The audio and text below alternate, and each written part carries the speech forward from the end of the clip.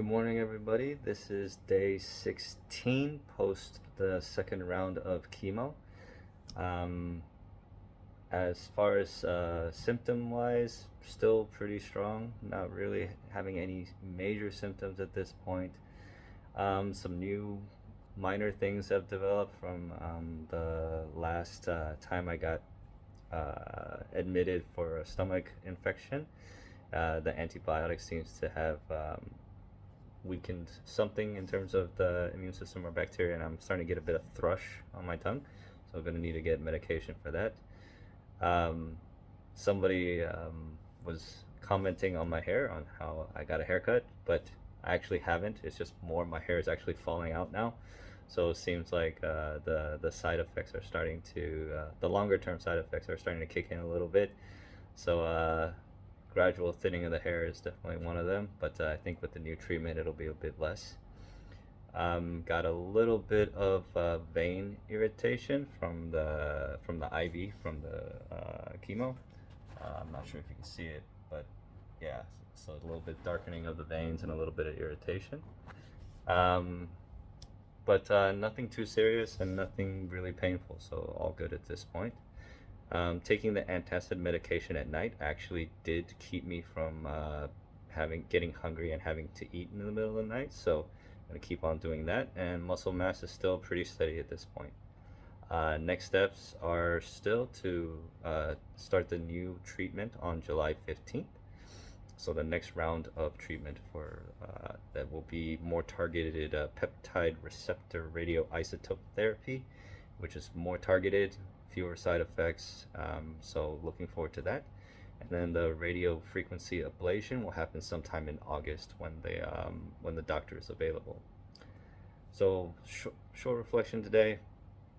My brothers have been here for about 3 weeks, and it's been great having them around. I got a small family army here, just supporting me, and I'm not really sure what made our brotherly bond so strong. Maybe it's our Chinese upbringing, or growing up in a rough neighborhood in Houston where we had to stick together. But whatever it's been, I've always known that I could count on them and trust them. And when they heard about my diagnosis, they dropped everything and just came immediately. And I have a small condo, and we've just been kind of living in the condo and hanging out. And I can't really remember the last time that my brothers and I slept in the same room, but it has to be 30 plus years ago. And in addition to that, during this trip, we actually got baptized together, and my son was dedicated, and my youngest brother is now my son's godfather. So a lot of memories were built in the last 3 weeks, and it's something that I'll cherish forever. And in Chinese culture, or Asian culture in general, I think saying the words "I love you" to a family member as an adult is not very common. But my youngest brother, who's 9 years younger than me, encouraged us to say it more. Just because, why not, right? So yeah, I guess I do love my brothers, and I want to say things like that more often, and just to let them know, and to set a good example for my son that it's okay to tell people that how you feel about them. So yeah.